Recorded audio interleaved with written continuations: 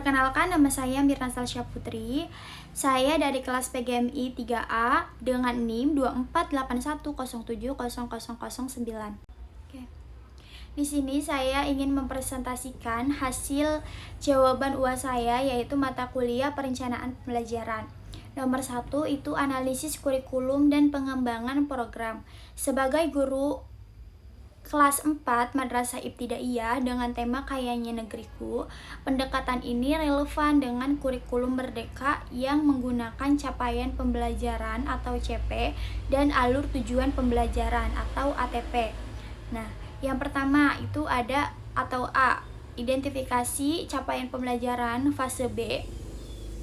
Umumnya itu kelas 3 sampai kelas 4 MI atau SD. Nah, dalam kurikulum merdeka khususnya dalam mata pelajaran IPS, pada akhir fase B itu peserta didik mampu menunjukkan pengetahuan dan pemahaman dasar tentang keragaman sosial, budaya, dan alam di lingkungan sekitarnya, serta kaitannya dengan konsep hak dan kewajiban dasar sebagai warga negara. Mereka juga dapat mengidentifikasi masalah sederhana terkait pemanfaatan sumber daya alam dan energi di setempatnya atau lingkungan setempatnya. SBDP atau seni budaya dan prakarya, pada akhir fase B peserta didik mampu mengekspresikan dan menerapkan elemen seni rupa seperti warna hangat, sejuk, netral, serta mampu mengidentifikasi dan mengapresiasi keragaman karya seni dan budaya lokal, termasuk tarian daerah dan alat musik tradisional. Yang B itu perumusan tujuan pembelajaran atau TP.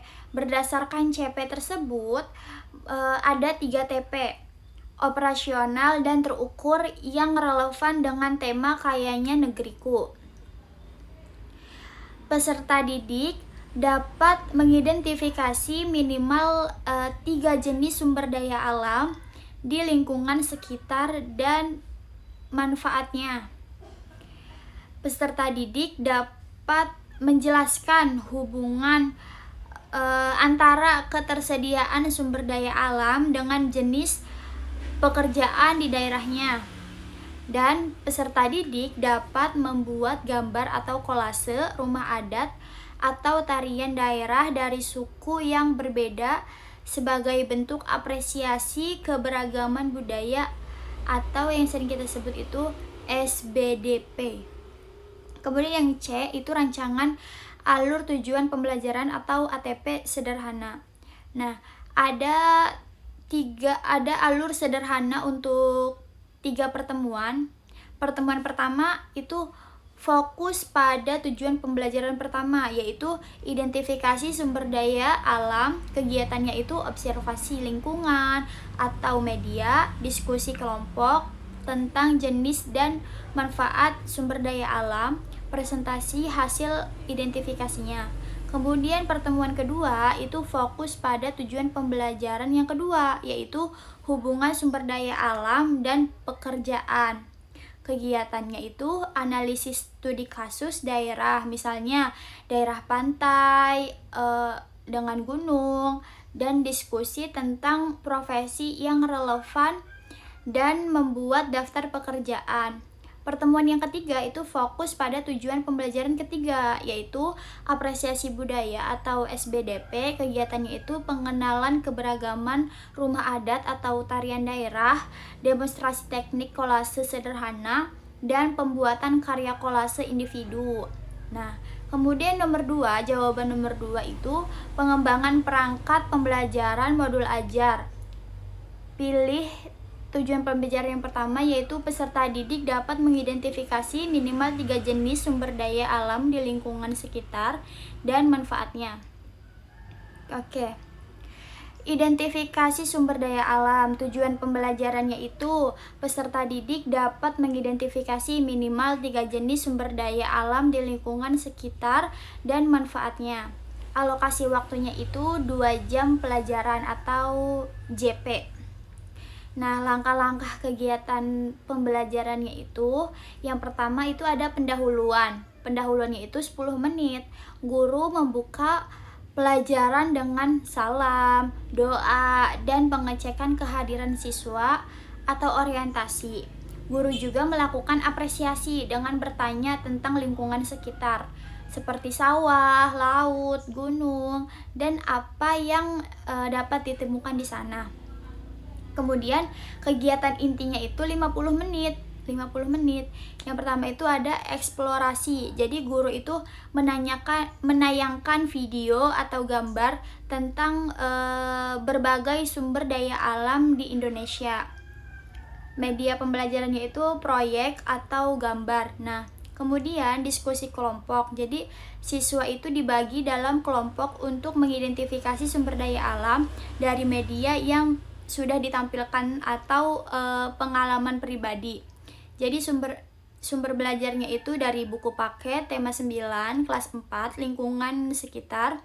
Kemudian analisis, setiap kelompok itu menganalisis manfaat dari sumber daya alam yang ditemukan, dan hasil akhirnya itu presentasi. Perwakilan kelompok mempresentasikan hasil diskusinya, dan penutup. Jadi guru bersama siswa itu menyimpulkan jenis sumber daya alam dan pemanfaatannya. Guru juga memberikan tugas rumah. Nah, itu penilaiannya itu, asesmennya itu, jenis penilaiannya itu penilaian kinerja atau non-tes, dan tes tertulis tes. Instrumen pembelajaran kinerjanya itu lembar observasi, diskusi kelompok, dan rubrik pengamatan. Rubriknya itu pengamatan keaktifan, kerjasama, dan kemampuan mengidentifikasi sumber daya alam saat diskusi. Dan kemudian instrumen penilaian tes tertulisnya itu soal uraian singkat. Nah, misalkan contoh, sebutkan 3 contoh sumber daya alam yang ada di daerahmu. Kemudian, apa manfaat utama dari salah satu sumber daya alam yang kamu sebutkan? Pemilihan media dan sumber belajar.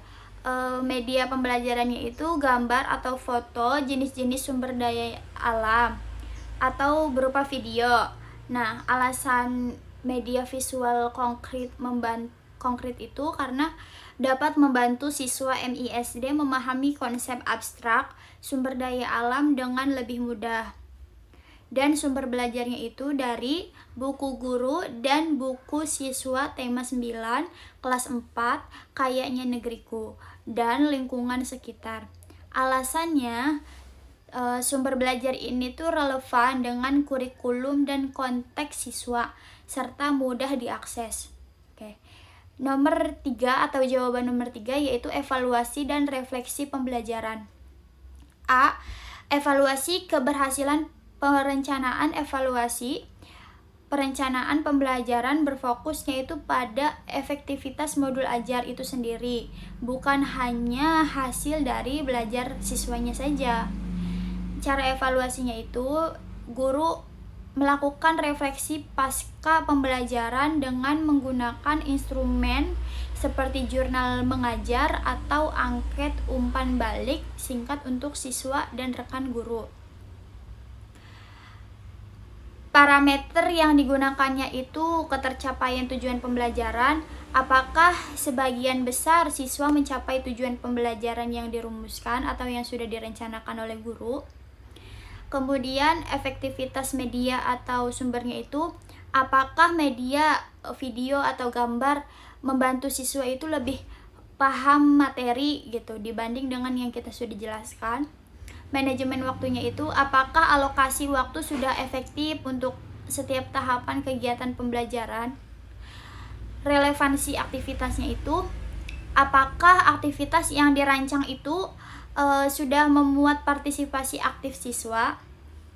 Kemudian yang B, langkah-langkah remedial jika sebagian besar siswa belum mencapai tujuan pembelajaran. Tindakan remedial juga kan tepat ya, perlu dilakukan gitu. Dan bentuk remedial juga dapat berupa pengajaran kembali atau tutorial. Nah, langkah-langkahnya itu seperti kita tuh mengidentifikasi masalahnya, menganalisis letak kesulitan siswa. Misal, sulit membedakan sumber daya alam yang dapat diperbarui atau enggak gitu. Kemudian pemberian bantuan tambahan. Nah, jadi melakukan retouching, mengajar kembali materi yang sulit dengan metode yang berbeda, atau memberikan bimbingan tutorial secara personal atau kelompok kecil. Contoh konkretnya itu tindakan remedial untuk MI. Misalkan tutorial sebaya, jadi siswa itu sudah tuntas pengayaan, diminta untuk membantu teman yang belum tuntas dengan bimbingan guru. Kemudian bisa memberi tugas tambahan atau modifikasi soal, memberikan lembar kerja dengan soal yang lebih sederhana atau contoh yang lebih konkret terkait SDA di lingkungan lokal siswa. Misalnya menggunakan 2 SDA yang kamu lihat di jalan menuju sekolahmu. Dan penggunaan media berbeda. Jika sebelumnya pakai gambar, remedialnya itu bisa menggunakan benda konkret, misalnya membawa contoh hasil tambang atau hasil pertanian. Seperti itu. Kurang lebihnya mohon maaf. Wassalamualaikum warahmatullahi wabarakatuh.